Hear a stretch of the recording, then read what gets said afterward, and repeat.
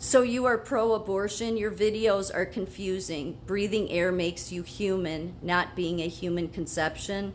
3 videos, and it seems you are claiming inside are just cells.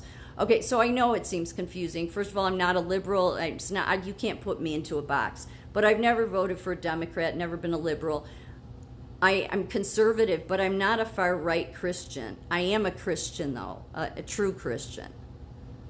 So there's 2 parts of this that are the problem. So one is that to say that the far-right Christians and the far-right radical and all the Christian churches that used to be Christian but are now just worldly are been running around the country claiming that life begins at conception. And all the biggest science institutions are claiming that too. And there's another reason they're doing it, but I'll get to that after this. So in my 1929 Webster's Dictionary, the definition for life was from birth to death. It was when the soul is united with the body. And that's basing it off of the Bible passage of Genesis 2:7. So first of all, it's throughout the Bible. It's the way God created everything, was with his breath. So looking at it from the biblical standpoint, even though you want to say that when it's in the cell stage that it's a human life, God doesn't see it as a life yet. That doesn't mean I advocate for abortion, most especially late-term abortion, unless the mother's life isn't at risk. But to say that somebody that goes to get an abortion at 6 or 8 weeks, and I'm not even advocating that, I'm just saying that look at the world we live in. There's women, so many young women that have been trafficked, which means they've been raped like 50 times a day, and some of them have wanted to have abortions. And at 6 and 8 weeks, it's like they have enough trauma to deal with, and yet this far-right Christian group that doesn't seem to have any mercy or care in their heart, which is sad enough, but is carrying on that abortion is murder, yet to God it's not murder. Because in order for it to be murder, it has to be a living creature that has the breath of God in them. And you don't receive the breath of God until you are born. Again, that doesn't mean I'm saying, oh, just kill the baby in the 9th month. No, that's not. But it's dangerous to play with the definition of when life begins. Not just because of God, which that's bad enough, because all these Christians shouldn't claim that they're Christian. Because it's obvious all through the Bible that life is with God's breath.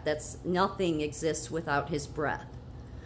So even though God says he's forming you, he knew you before you were born, all these different passages, he doesn't say you're alive yet. And some cells may go on and become a living birth, a human being, but sometimes there is miscarriages, and when there's miscarriages, that's called a spontaneous abortion, in which case it doesn't go on to become a human life, again, because God hasn't breathed his breath of life into it until it's born. Okay, so I hope that clears that part up. But they change. So usually Webster's won't usually get rid of old definitions. They'll just update and add new definitions as time goes on. But they literally got rid of the 1929 definition that life was between birth and death, and the soul uniting with the body. They got rid of that. Now it's life begins at life begins at fertilization.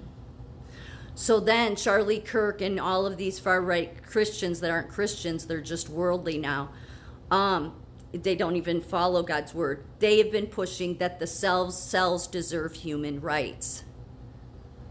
And you may think that they do, okay. But there's a reason they have been at this for many, many, many decades. Because again, there was a time in this country that we recognized that life began at birth because God gives the breath then, because of what he says. But they want to, the current time we live in, they want to give AI human rights. They want to give robots human rights. With the old definition of when life begins, they would never be able to get any human rights for robots.